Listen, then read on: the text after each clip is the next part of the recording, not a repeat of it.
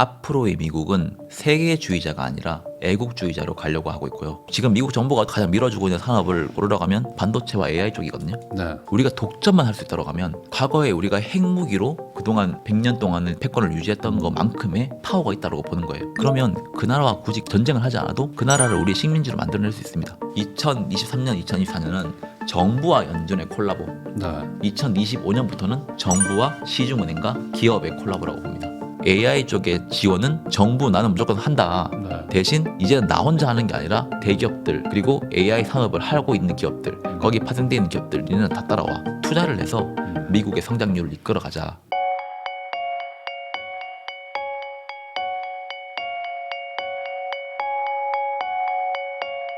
안녕하세요. 부익남TV의 부익남입니다. 오늘은 중소기업 중앙회 성상현 부부장님 모시고 이 트럼프 2기를 이제 맞이하는 이제 미국 경제 이야기부터 우리나라는 또 어떻게 대응을 해야 되는지 어디가 또 좋은 투자처인지 이야기 한번 나눠보도록 하겠습니다. 부부장님 안녕하세요. 안녕하십니까. 네, 승진 축하드립니다. 감사합니다. 네, 또 연초에 또 항상 이제 좋은 일만 있어야 되는데 시작부터 또 이게 승진도 하시고 또 책도 쓰시고 미국 투자 메가 사이클까지 또 책도 쓰셨는데 그 사실 이 제목만 봐도 벌써 이 뭔가 미국에 투자를 해야 될 것 같다는 생각이 많이 든단 말이죠. 근데 지금 저도 그 취임식 봤거든요. 이 뭔가 이 진짜 앞으로 당분간 막 미국만 잘 될 것 같고 뭐 다른 나라들은 막 가만 안 둘 것 같고 막 이런 분위기도 막 느껴지고 해가지고 어떻게 해야 되는지 한번 여쭤보려고 모셨습니다. 우선은 그 취임식이 이제 얼마 전이었는데 취임식 보시면서 뭐 어떤 뭐랄까 주요 내용들 뭐 이런 게 뭐라고 좀 느껴지셨어요? 일단 미국은 저는 사실 뭐 바이든 때부터 비슷하다고 생각을 했는데 트럼프 때 더 강해졌다고 봅니다. 앞으로의 미국은 세계주의자가 아니라 애국주의자로 가려고 하고 있고요. 그런데 정부뿐만이 아니라 기업, 개인 다 비슷하다고 봅니다.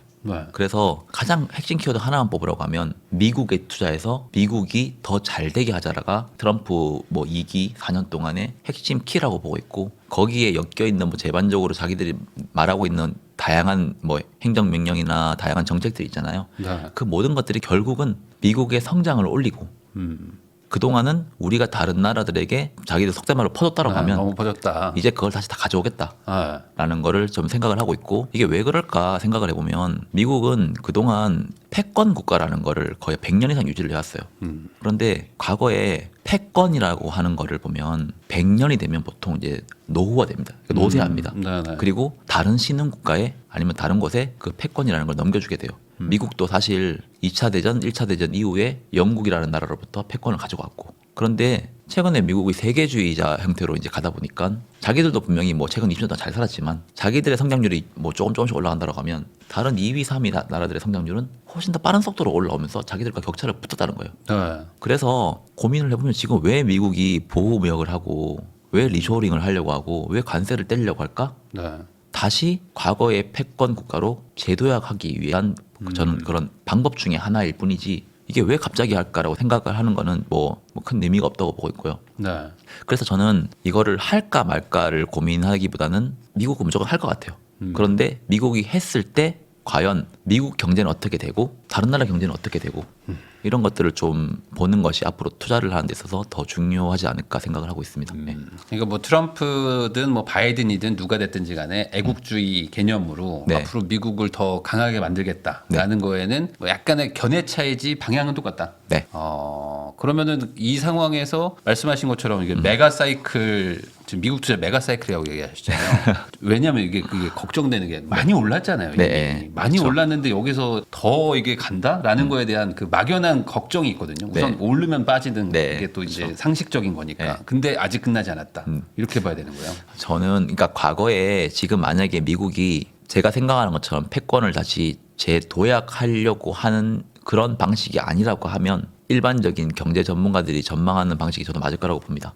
그 지금 이렇게 고금리에서는 성장이 둔화가 되고 그리고 리쇼어링을 하거나 보호무역을 하면 다시 물가가 올라가고 그리고 이렇게 높은 금리에서는 미국 주식은 뭐 기대 수익률 자체도 높지 않을 뿐더러 미국 주식이 이렇게 계속 올라갈 가능성은 낮다라고 전망하는 게 저도 맞을 거라고 생각을 합니다. 그런데 저는 지금까지 20년은 그렇게 전망하는 게 맞았다고 봐도 되는 이유가 그동안 미국 성장률의 가장 핵심적인 주체는 최근 20년 동안 미국의 연준이었어요. 경기가 과열이 되면 금리를 올리고 그리고 금리를 올리면 그 경기가 슬로우 다운되거나 갑자기 경기 침체로 빠져버리거나 그러다가 갑자기 연준은 금리를 대폭 인하를 하면서 다시 경기를 부양시키는 방식. 이게 우리가 일반적으로 아는 미국의 GDP를 이끌었던 주체가 연준일 때 이런 방식이 많이 됩니다. 네. 그런데 저는 앞으로 미국 GDP 성장을 이끌 주체는 정부라고 보고 있어요. 물론 2023년부터 그거는 시작됐습니다. 네. 그래서 지금 정부가 주도라는 방식이라고 하면 지금 우리가 보면 미국 정부가 왜 이렇게 국채를 많이 찍어내냐, 적자 국채 왜 이렇게 많이 찍어내냐 그런 거 사람들이 많이 얘기하거든요. 네. 지금 미국 정부가 발행한 국채는 거의 35조에서 36조 달러 정도 돼요. 네. 그게 미국 GDP의 120%를 넘어섭니다. 과거에도 이 정도로 높았던 시기는 몇 번 없었습니다. 네. 그런데 미국 정부는 여기서 정부 적자를 그리고 정부 국채를 줄일 생각이 없어 보여요. 가장 큰 이유가 네. 미국 정부는 아직까지 할 일이 있다. 그게 우리는 지금 막 AI만 보지만 이거 왜 그럴까를 생각을 해보면 GDP 대비해서 그러니까 정부 부채가 많은 거는 지금 미국 정부도 인정을 합니다. 그런데 네. 미국 정부는 지금 이 정부 부채를 디레버리징하는 방식으로 부채 규모를 줄이는 방식이 아니라 GDP를 올리면서 이 정부 부채 비율을 줄이는 방식으로 가려고 지금 이 키를 잡았고요. 그러면 이 GDP를 뭘로 올릴까라고 봤을 때 미국은 지금 이 AI 반도체에 대한 핵심 산업을 중심으로 미국의 이 GDP 성장을 다시 재도약시키겠다. 이게 단순하게 GDP 규모만 키우는 게 아니라 미국 정부가 보기에는 이 AI라고 하는 산업 있잖아요. 이게 자체가 결국 AI가 보면 데이터거든요. 데이터. 네. 데이터를 얼마큼 많이 가져와서 이걸 엄청나게 학습을 시켜서 네. 이걸 다시 활용하는 방식이거든요. 이 데이터라고 하는 것 자체가 우리가 독점만 할 수 있다고 하면 과거에 우리가 핵무기로 그동안 100년 동안의 그 패권을 유지했던 것만큼의 파워가 있다고 보는 거예요. 네. 그냥 AI 산업 자체가 우리가 그냥 가령 예를 들어서 트럼프 대통령이 만약에 미국이 중국 뭐 다른 나라 있는 모든 데이터 정보를 다 알고 있다? 그러면 그 나라와 굳이 전쟁을 하지 않아도 그 나라를 우리의 식민지로 만들어낼 수 있습니다.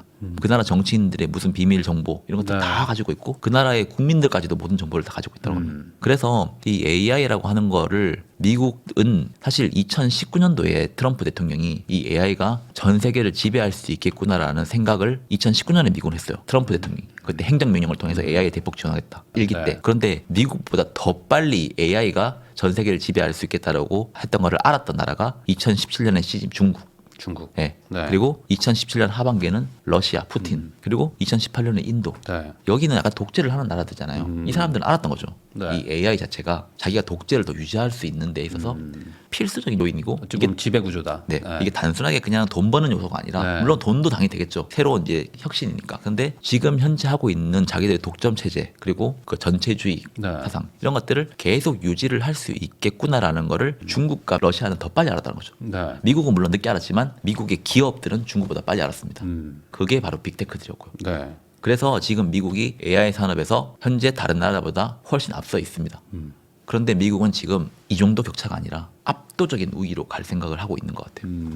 그래야지 핵무기도 똑같았잖아요. 네. 다 들고 있으면 그거는 아무리 위험한 거라고 하더라도 그거는 위협이 안 되잖아요. 네. 네. 그 AI도 미국은 비슷하게 생각하는 것 같습니다. 우리가 압도적으로 올라간 다음에 네. 다른 나라들은 더 이상 개발을 못하게 해야 우리가 이걸로 앞으로 그거를 더 패권을 유지할 수 있겠다라고 생각을 하고 있었고 그렇기 때문에 전폭적으로 계속 지원을 해주고 있고 거기에 미국의 기업들도 이제 가세하고 있는 상황입니다. 이게 아무래도 AI 같은 것들은 뭐 워낙 자금도 많이 들어갈 것이고 말씀하신 것처럼 데이터도 많이 필요하니까 격차가 나기 시작하면은 경쟁자들이 포기해 버릴 거잖아요. 그쵸, 아무래도 이게 개발 자체를 하는 게 의미가 없어지는. 왜냐면 저기서 더 저렴하게 더 좋은 기능을 제공하는데 국민들이 뭐 써주지도 않을 거고. 그러니까 아예 격차를 벌려서 전 세계의 AI 관련된 앱이나 기업은 미국 것들만 남아있게 해버리겠다. 그리고 이게 핵도 비슷했고 그랬는데 핵도 사실 미국 국방부에서 시작했거든요. 네. 그게 이제 지금 뭐 원전이나 다양한 데가 쓰이고 있지만 예전에 GPS도 미국 국방부에서 시작했습니다. 네네. 그리고 인터넷도 미국 국방부에서 그러네요. 시작했고요. 네. AI도 미국 국방부에서 국방수권법이라는 걸 토대로 지금 전폭적으로 지원해주고 있어요. 이게 국방부에서 밀어주고 지금 재무부에서 밀어주는데 여기에 가장 원래 허들이었던 게 규제였어요. 예를 들어서 뭐 인권 규제, 윤리 규제. 지금 그런 것들을 중국은 사실 그거 없이 그냥 막 진행하고 있었고 미국도 지금 그 규제를 거의 다 지금 풀고 있습니다. 결국 나중에 누군가 한 국가가 독점을 하게 되면 다른 나라들한테는 인권이나 윤리로 규제를 할 가능성이 그러니까 더 이상 개발을 못하게 하는 거죠. 그게 네. 우리 것만 쓰자 이게 아니라 네. 개발을 못하게 하는 거죠. 그냥. 개발을 못할 정도의 기술이 없는 게 아니라 네. 그냥 못하게 할 가능성이 핵처럼 없습니다. 네. 못하게 하는 거죠. 네. 그냥. 그러니까 제가 이런 말을 드리면 저는 사실 이번 미국 투자 메가 사이클을 쓰면서 제가 원래 저도 원래 트레이더 출신이었고 채권 운용을 했었고 그냥 경제 중심으로 모든 시장을 다 분석을 했었어요. 근데 이번 책을 쓰면서는 인문학 책, 역사책도 많이 읽었습니다. 그러니까 가령 이런 거죠. 원래 경제학적으로는 정부 부채가 이렇게 많으면 허리띠 졸라매기도 줄이는 게 맞아요. 네. 소비 줄이고 뭐 지출 줄이고. 네. 그런데 아까 제가 말씀드린 대로 이렇게 뭔가 자기들이 목적이 있다라고 하면 정부 지출을 줄이는 방식이 아니라 이 지출 규모가 작게 만들면 됩니다. 그래서 그런 방식으로 과거의 패권 국가들도 많이 해보려고 했던 경험들이 꽤 많았고요. 그래서 그런 것들을 토대로 지금의 미국은 앞으로 어떻게 갈까라는 거에 대해서 제 나름대로 많이 생각을 했었고요. 그래서 저는 뭐 2023년, 2024년에 연준이 그렇게 금리를 올렸는데도 네. 미국 경제 좋았었거든요. 그 좋았던 가장 큰 이유가 정부가 국채를 조달을 해서 그 조달한 자금을 가지고 핵심 산업, 특히 성장을 계속 일으킬 수 있는 산업 중심으로 계속 지원을 해주니까 이게 성장이 끊기지가 않는 거죠. 그리고 AI가 뭔가 계속 돈을 퍼부니까 이게 뭔가 가시적으로 보이니까 네. 이쪽에 기업들의 실적 전망치도 계속 올라와주고 실적 전망치가 올라와주면 미국이 제일 좋고 나라면서 또 글로벌 전체적으로 돈이 막 들어오고 그래서 네. 이게 지금 현재 미국의 지금 상황은 지금 그런 상황이라서 사실 경기 침체가 고금리인데도 불구하고 지금 안 오고 있는 상황이 있거든요. 네. 앞으로 그럼 여기서 미국이 갑자기 경기 침체에 빠질까? 그건 아니라고 보고 있습니다. 그러면은 지금 말씀하신 거대로라면은 미국이 계속 돈을 정부 차원에서 풀어줄 수만 있다면 네. 이 산업은 이제 계속 갈 수밖에 없는 것이다. 네. 왜냐하면 아까 말씀하신 것처럼 이게 단순히 그냥 경제 문제가 아니라 이제 패권 경쟁으로 보면 옛날 그 소련과의 어떤 핵 개발 뭐 이런 네. 거니까 그냥 돈을 막 갖다 붓는 것처럼 네. 이길 때까지 간다. 네. 그렇게 생각하면 또 말이 되네요.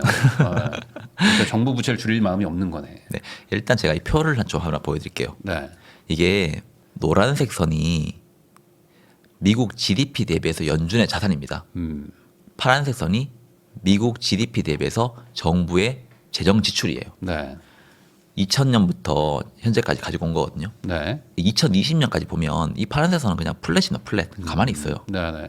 연준이 노란색 선이 쭉쭉 올라오면서 사실상 미국 GDP에서 연준 자산이 차지하는 비중이 커졌다는 거죠. 자산이 늘어났다는 건 돈을 풀었다는 그렇죠. 얘기인 연준이 거죠? 네. GDP가 뭔가 안 좋아 보이면 돈을 풀어주면서 GDP를 끌어올리는 방식으로 네, 네. 그동안 이 GDP에서 연준의 자산이 이만큼 많이 비중을 차지했었다. 네. 그런데 최근에 보면 노란색 선이 지금 떨어지고 있잖아요. 그리고 GDP에서 이 재정지출 파란색 선 있잖아요. 네. 이 부분이 저는 위로 올라갈 수 있을 거라고 지금 보고 있습니다. 그 가장 큰 이유가 2023년도까지 제가 가지고 왔는데 2024년도 비슷했습니다. 연간 재정 지출이 네. 거의 6조 달러 정도 썼어요. 미국 정부가 네. 지출로 쓰는 게. 네. 그런데 33년까지 연간 8.4조 달러까지 정부는 지출할 거라고 미국 CBO 의회 예산처에서 그렇게 전망을 하고 있습니다. 네. 일단 정부의 지출은 계속 올라갈 것이다. 물론 GDP도 올라갈 거니까 이 비율이 네, 뭐 네. 큰 폭으로 올라가지 않겠지만 어찌됐건 간에 지출을 하는 규모가 지금보다 떨어지지 않고 더 늘어나는 방향으로 갈 거다라고 지금 의회 예산처는 예상을 하고 있고요. 네. 그렇게 되면 앞으로 미국 GDP는 정부가 주도를 할 텐데 연준이 주도하는 방식과 정부가 주도하는 방식 가장 큰 차이점이 뭔지 아세요? 어떤 걸까요? 연준이 주도하는 방식은 연준은 금리를 가지고 미국의 성장을 견인합니다. 네. 성장을 둔화시키기도 하고 네. 올리기도 하고. 네네. 그러면 만약에 금리를 내린다라고 하면 전방위적으로 돈을 이제 확산됩니다. 풀겠죠. 예. 네. 그래서 뭐 A 기업, B 기업, 뭐 A 섹터, B 섹터 다 같이 좋아져요. 안 좋아질 때는 뭐 다 같이 안 좋아지겠죠. 네. 물론 체력이 약한 곳부터 더 떨어지겠지만. 그런데 정부가 지출하는 방식은 결국은 재정을 내가 하고 싶은 대로 지출하는 방식이거든요. 아, 그러니까 타겟을 딱 정해서. 네. 네. 저는 집중적으로 미국 정부가 육성하는 산업 중심으로 지출할 가능성이 높다고 보고 있어요. 그러면서 GDP를 키워나가는 방식. 네. 그래서 그 중에서 저는 뭐 가장 지금 미국 정부가 어찌됐건 간에 국방부에서 가장 밀어주고 있는 산업을 뭐 고르라고 하면 반도체와 AI 쪽이거든요. 네. 반도체와 AI라고 하는 큰 산업 트렌드 안에서 당연히 파생돼서 나오는 건 분명히 많을 거라고 봅니다. 그래서 이쪽으로 미국 정부는 지금 지출을 하려고 하는 그 키를 잡았다라고 저는 일단 보고 있습니다. 그러면은 이제 트럼프 시대가 이제 다시 이제 2기가 시작됐는데 그럼 앞으로 뭐 향후 4년 정도는 이 AI와 반도체 쪽에다가 이제 대규모 자금이 계속 들어가는 구조. 네. 그러면 이제 여기서 저도 약간 뭐 궁금한 부분은 그러면 연준도 나름 어쨌든 뭔가를 할 텐데. 하죠. 네. 네. 그럼 연준의 어떤 그 역할이 뭐 조금 비중이 축소된다고는 하셨지만 네. 그래도 뭐 그게 아예 무의미하진 않을 거 아 아닙니까? 무의미하진 않죠 절대로. 네, 그러면 연준은 뭐 어떻게 따로 또 사실은 정부랑 또 다르게 가는 것들도 네. 있으니까 이거 어떻게 봐야 되는 거예요? 가령 정부가 아무리 지출을 해도 네. 연준이 너무 높은 고금리로 가버리면 네. 모두가 무너집니다. 그리고 정부가 지출을 타겟팅해서 하고는 있어도 네. 연준이 너무 금리를 낮게 가버리면 네. 모두는 전방위적인 버블로 가버리고 이건 인플레이션으로 가버립니다. 네. 그래서 연준은 적절한 금리 수준으로 정부가 육성하고 싶은 산업으로 분명히 정부는 자기들이 지출하고 싶은데 지출을 해줄 거 아니에요. 네. 그런데 지출해주는 산업이 더 커지려고 하면 그 산업들이 자기들이 막 투자를 막 계속 할 수 있어야 돼요. 그럼 그런 산업들이 투자를 할 수 있을 정도 수준의 금리대를 유지를 해야 된다고 보고 있어요. 그게 진짜 어려운 거거든요. 네. 예를 들어서 그냥 이건 예시인데요. 네. 지금 미국의 기준금리가 4.5%잖아요. 네. 갑자기 여기 3%까지 떨어뜨잖아요. 네. 그러면 돈이 많이 풀릴 겁니다. 근데 그 돈이 중소형 기업 그리고 부동산 쪽으로 돈이 풀릴 가능성이 높습니다. 그럴 수 있죠. 네. 네. 그러면 진짜 풀려야 되는 산업 쪽으로는 덜 풀리게 됩니다. 은행들도 대출을 해야 되는데 캐파가 있을 거 아니에요. 네네. 뭐 무한대로 대출을 받을 수 없잖아요. 음. 그렇기 때문에 이쪽으로 돈이 가는 거를 철저하게 막으려고 하면 연준의 금리가 필요하다는 거죠. 그 네. 일정 수준 이쪽으로 대출이 안 풀릴 정도의 금리 수준. 그러니까 정부가 굳이 절로 안 보내야 되겠다라고 생각하는 그 지역에 못 가는 그 적정 수준의 네. 금리. 그래서 정부와 연준의 코워킹이 분명히 필요하다고 보고 있고요. 네.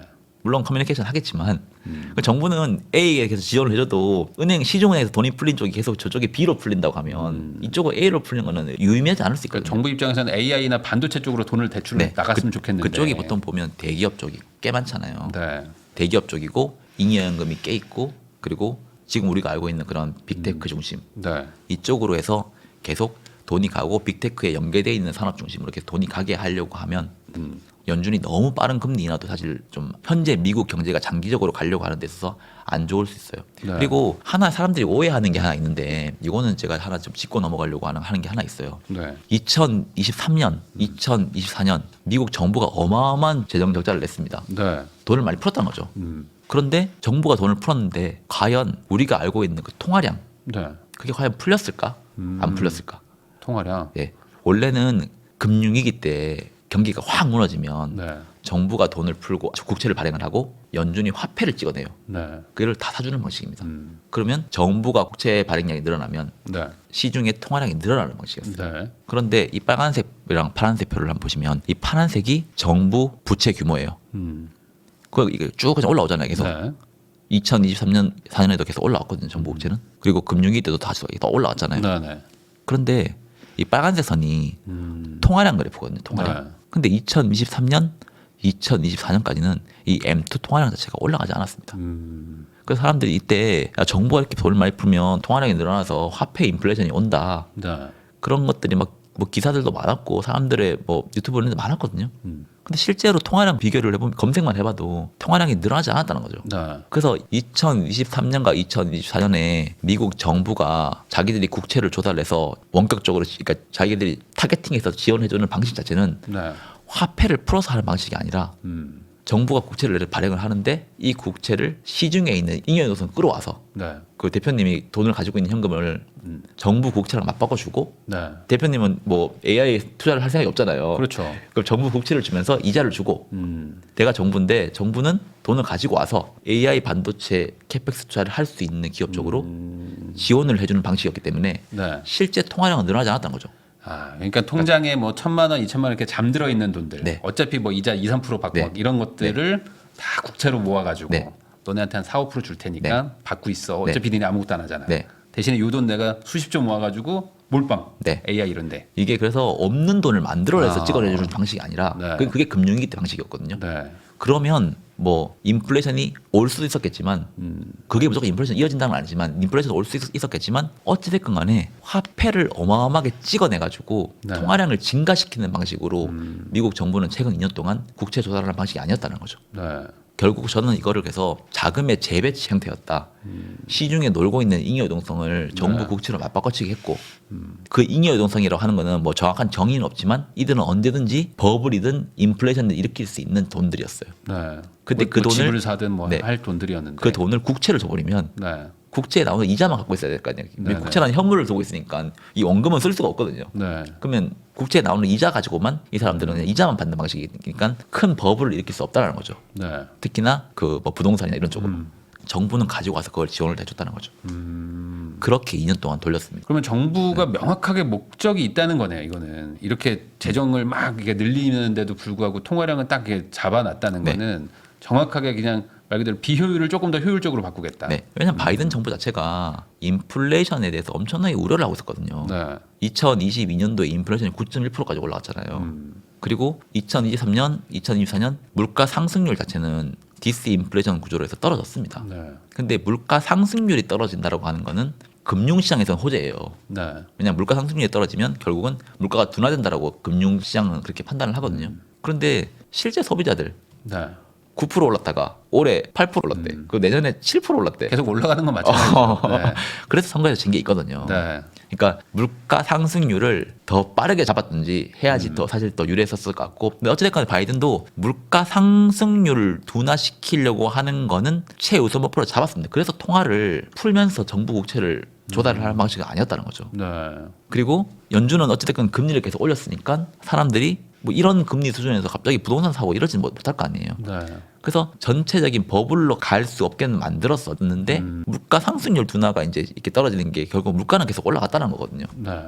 그것 때문에 사실 선거는 졌지만 어쨌든 바이든도 그거에 대해서는 계속 생각을 하고 있었다. 그래서 미국은 사실 2년 동안 물가는 계속 생각하면서 정부 지출을 했다라고 저는 생각을 하고 있어요. 그럼 결국에는 그걸 이제 패권 전쟁이라고 생각하면은 저는 좀 이해가 되거든요. 아 이거는 우리가 AI에 돈을 몰아주지 않으면 결국에 중국이든 어디한테 이렇게 밀리게 된다. 그러면 앞으로 패권을 뺏긴다. 그러니까 이거를 지키기 위해서 근데 물가도 이제 잡아야 되고 그쵸. 통화량도 늘리지 않으면 모아서 있는 거 모아가지고 네. 몰아주자. 네.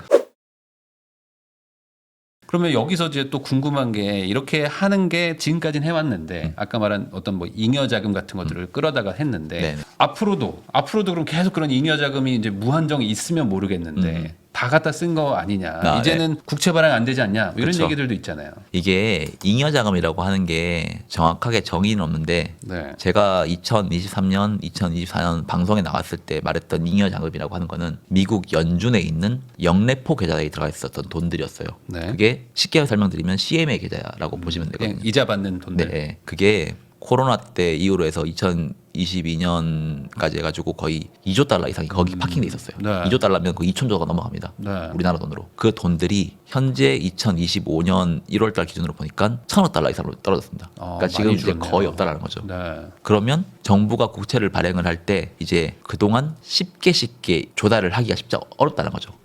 정부가 국채를 발행을 하는데 그 잉여 자금이 많이 없다라고 하면 네. 그냥 무한정으로 국채 발행 못 하잖아요. 그렇죠. 그래서 2023년, 2024년 그동안은 광의 통화를 못 늘리게 하면서 정부가 잉여 자금을 가지고 와서 타겟팅 지원을 했다라고 하면 네. 2025년부터는 이 광의 통화가 늘어나는 방식, 결국은 시중의 유동성이 확장되는 방식. 이게 네. 쉽게 설명드리면 대기업들이 캐펙스 투자를 늘리는 방식으로 감세, 규제 완화, 은행 규제 완화라고 바로 갈 가능성이 저는 높다고 보고 있습니다. 그러니까 기존에 이제 노는 돈들 가지고는 이제 안 되니까 시장에 좀 돈을 좀 풀긴 풀어야 되는데 네. 그러면 대출도 받고 막 이렇게 해야 되잖아요. 그러면은 결국에 어쩔 수 없이 규제 같은 걸로 좀 묶어놓은 것들 좀 풀어주고 하면서 네. 야 니네가 좀 받아서 해라. 네. 어, 그동안은 기업들도 그렇고 보조금 받고 했는데 대출을 잘 못했어요. 그러니까 대출을 못했으니까 광의 통화가 안 늘어났습니다. 그러겠네요. 그런데 2025년부터 그러니까 이게 바이든 행정부와 트럼프 행정부의 약간 정책 기조의 변화일 수도 있지만 트럼프 행정부는 결국은 시장이 모든 걸 맡긴다는 절대 아닙니다. 시장이 맡기는데 우리가 가려고 하는 방향으로 너희들 따라와. 네. 대신 정부 혼자서 모든 걸 돈을 다 쏟아붓지는 않을 거야. 우리는 정부 적자를 매년 내고 있지만 바이든 정부는 정부 적자에 모든 걸 더 올인했다라고 하면 트럼프 정부는 니네가 이제 투자를 해. 내가 니네가 투자할 수 있도록 규제 완화를 해줄게. 일단 AI에 대해서 규제 완화를 해주고 은행들이 대출을 해줄 수 있도록 은행 규제 완화를 해줄게. 그리고 결정적으로 법인세에 대해서 인하를 해줄게. 그거는 니네가 그냥 돈 가지고 있어라고 하는 게 절대 아니야. 그 가지고 있는 돈과 세금 혜택 받는 돈을 가지고 투자를 해서 미국의 성장률을 이끌어가자. 그래서 저는 2023년, 2024년은 정부와 연준의 콜라보, 네. 2025년부터는 정부와 시중은행과 기업의 콜라보라고 봅니다. 대신 연준은 적정 수준의 금리를 유지를 해줘야 그게 풀 수 있는 넘어가겠네. 대기업들만 풀 수 있는 거죠. 네. 네, 투자를 할 수 있는 대기업만 투자를 할 수 있는 거죠. 너무 내려버리면 네. 그때는 진짜 버블로 가거든요. 네. 실적이 없는 기업들로도 돈이 가고 실적이 없는 기업들도 갑자기 뭐 투자를 만들리고. 네. 근데 지금은 아직까지는 그래도 인플레이션에 대한 우려가 있으니까 현재까지는 그리고 이게 사이클이 AI 사이클을 독점을 하고 나중에 우뚝 서려고 하면 버블이라는 게 꺼지면 안 돼요. 그러니까 결국은 첫 번째는 버블이 생기면 안 되고 네. 두 번째는 꺼지게 하면 안 됩니다. 어느 정도 그 도달할 때까지는 네, 계속 근데 가야 돼요. 그게 그거 할 때 가장 큰 위험이 인플레이션이거든요. 네. 그래서 인플레이션을 잡으면서 가야 됩니다. 그래서 트럼프 행정부가 뭐 유가 뭐 매일 뭐 300만 배럴씩 푼다. 네. 그리고 뭐 유가는 일단 떨어뜨리는 방식으로 계속 간다라는 걸 계속 말하는 이유가 유가가 결국은 물가에 가장 영향이 크거든요. 물가 상승률에 대해서 크고 물가 수준에도 영향을 많이 미치고 물론 집값도 많이 미칩니다. 네. 그래서 그런 측면으로 봤을 때 에너지는 일단 무조건 잡고 간다. 그리고 AI 쪽의 지원은 정부 나는 무조건 한다. 네. 대신 이제는 나 혼자 하는 게 아니라 대기업들 그리고 AI 산업을 하고 있는 기업들 거기 파생되어 있는 기업들 니는 다 따라와. 그렇게 지금 갈 가능성이 높다고 봅니다. 우리가 지원해 줄 테니까 너네가 그 대출 받아가지고 너네도 이제 돈 빌려서 같이 네. 계속 투자하자. 네네. 그렇게 좀 앞으로 당분간 더 갈 것이다. 네. 라고 보시는 거네요. 이게 그래서 트럼프 트레이드라고 해가지고 최근에 미국제 10년물 금리가 네. 2024년 한 11월부터 해가지고 올해 한 1월 초까지만 해도 장기물 금리가 빠르게 올랐습니다. 그리고 그때 나왔던 이야기들이 막 10년물 금리 뭐 그때 4.8까지 올랐었거든요. 네. 미국제 10년물 네. 5% 간다, 6% 간다, 네, 7% 간다, 뭐 5만 말 다 나오더라고요. 그런데 그런 것들을 볼 때 제가 또 구독자분들한테 꼭 말씀드리고 싶은 게 금리는 오를 수 있어요. 언제든지 변동성이 있으니까. 근데 그 금리가 오르는 게 무슨 이유일까를 한번 꼭 따져보시라. 이게 좀 약간 이건 전문적인 내용이긴 한데 네. 미국제 10년물 금리가 4.8이라고 하면 네. 이 4.8을 구성하는 요인을 크게는 세 가지로 나눌 수 있어요. 네. 하나가 미국의 성장. 그게 미국의 단기 실질 금리라고 합니다. 네. 그리고 기대 인플레이션. 그게 사람들이 미국이 인플레이션이 어떻게 될 건지에 대한 우려가 그리고 기대감이 반영된 거예요. 네. 세 번째가 텀 프리미엄이라고 해서 네. 야, 미국 정부가 과연 국채를 계속 발행할 수 있을까? 미국이 뭐 이게 인플레이션에 대한 리스크는 없을까? 이런 그 불확실성.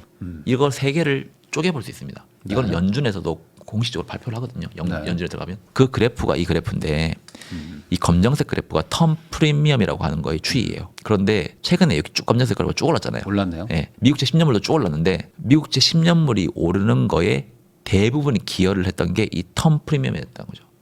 이것 때문에 올라가잖아요. 정부든 연준이든 이거는 어떻게든 완화시키려고 합니다. 그러니까 이게 다 우려로 올라가는 거잖아요. 그러니까 이 뭔가 불안감 때문에 네. 저 금리가 올라가. 금리가 올랐다. 예. 네. 항상 뭐 과거에 오른 거 보면 한 이 정도 수준에서는 다 막힌다라고 보면 이 정도 수준에서는 연준의 구두 개입이나 정부의 뭐 다른 개입이나 이런 부분이 들어갈 수 있다라고 들어갑니다.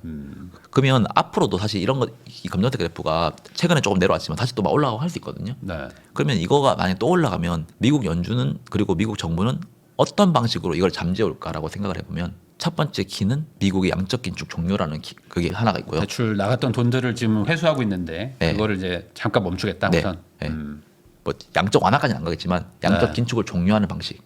그리고 두 번째로는 미국 은행에 대해서 규제를 완화하는 방식. 미국 은행이 어떻게 보면 미 국채의 최대 수요처예요. 네. 그런데 규제가 너무 빡빡하게 돼 있어가지고 국채를 살 수가 없습니다. 못 사주니까. 국채도 못 사고 대출도 못 하게 됐어요. 네. 이거를 하려면 그 이상의 자본금을 채워라고 빡빡하게 지금 미국에서 지금 관리를 하고 있거든요, 정부에서. 네. 근데 그 규제를 풀어준다고 하면 국채도 사, 대출도 풀어줘. 근데 트럼프의 핵심 공약 중에 하나가 은행 규제 완화가 있습니다. 그래서 제가 아까 대기업 대출 그것도 네. 은행 규제 완화랑 맞물린다고 보고 있는 거고요. 그리고 세 번째로는 이거는 뭐 좀 뭐 써볼지 뭐 메일이 될지 모르겠지만 이번에 공화당 정강 정책을 보더라도 가상화폐에 대해서 네. 디테일하게 안 나와 있지만 가상화폐에 대해서도 어느 정도 지금 이야기를 하고 있어요. 그러니까 가상화폐가 이번 트럼프 행정부의 중요한 역할을 할 수도 있습니다. 그 중에서 스테이블 코인이라는 게 있거든요. 네. 스테이블 코인은 1코인당 1달러로 발행하는 코인이에요. 네, 네. 가격 변동성은 없는데 이 코인을 사는 사람들은 결국은 담보로서 미 국채를 받아요. 네. 그러면 스테이블 코인에 많은 돈이 들어온다고 하면 이 스테이블 코인 테더나 서클이 스테이블 코인의 대표적인 거거든요. 네. 이들은 미 국채를 살 수 있어요. 미 국채를 사야 돼요. 그러면 미 국채의 수요처가 생긴다는 거죠. 새로운 게 생기는 거죠. 네, 그동안은 미미했던 게. 이거에 대한 규제를 스테이블 코인에 대해서 AUM 사이즈를 늘릴 수 있도록 규제를 완화해 준다 미국이. 그러면 이것도 미 국채의 수요를 확보하겠다라는 방식입니다. 그래서 이거 세 개만 보더라도 더 있을 것 같아요. 근데 제가 아직까지 생각하지 못한 것들도 네. 이렇게 한다고 하면 미국 장기 금리는 우리가 막 올라갈 때 특히나 물가에 대한 기대감 그리고 성장에 대한 기대감이 아니라 이 텀 프리미엄 때문에 올라간다고 하면 이런 부분들은 빠르게 줄어들면서 우리가 보고 있는 미국 금리 레벨 있잖아요. 그건 또 떨어질 수 있어요. 그게 막 3% 이렇게 떨어지는 게 아니라 지금 4.8%, 4.7% 이렇게 올라가는 금리가 뭐 4%대 초중반으로 다시 안정될 수 있죠. 그렇게만 된다고 하면 대기업들이 대출하고 캐펙스를 늘리고 성장을 하는데 큰 문제가 안 된다고 보고 있습니다. 그러니까 이게 정리를 하면은 지금 앞으로 국채 발행을 더 할 것 같은데 그거 누가 사주냐. 네. 그렇기 때문에 앞으로 금리 이제 막 더 막 급등한다 뭐 이런 우려들이 있는데 네. 사실 그거는 정부가 규제를 좀 빡빡하게 해놔서 그런 그렇죠. 거지. 네. 그걸 풀기만 해도 그리고 뭐 스테이블 코인이나 이런 것들도 좀 완화만 시켜줘도 충분히 이제 신규 매입 그 수요들이 생기니까 네. 그렇게는 안 할 것이다. 네, 이게 미국 국채 금리가 많이 올라가면 장기 금리가 네. 많이 올라가면 미국 경제가 못 버팁니다. 그렇죠. 그러면 미국은 성장이 떨어질 거고 네. 그럼 지금 하려고 하는 모든 산업들이 다 스탑하겠죠. 네. 모든 투자를. 그러겠죠. 그걸 미국이 원할까요? 대출도 미국- 못 받고. 네.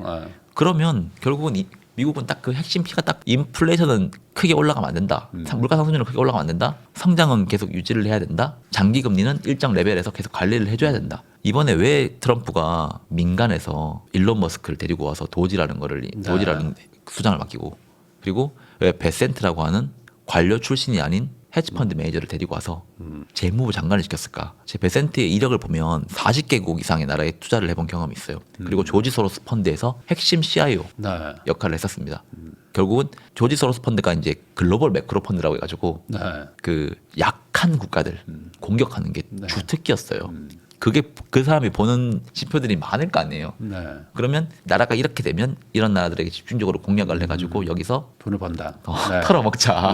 네. 그러면 그걸 제일 잘 아는 사람이라고 하면 음. 그렇게 안 놔둘 거 아니에요. 그리고 네. 헤지펀드의 속내를 잘 안다고 하면 그들이 어떤 부분에서 공략을 할지 방어책도 분명히 있을 거라고 봅니다. 네. 그게 관료적인 사람들에게서는 나올 수 있는데 한계가 있을 거라고 저는 봐요.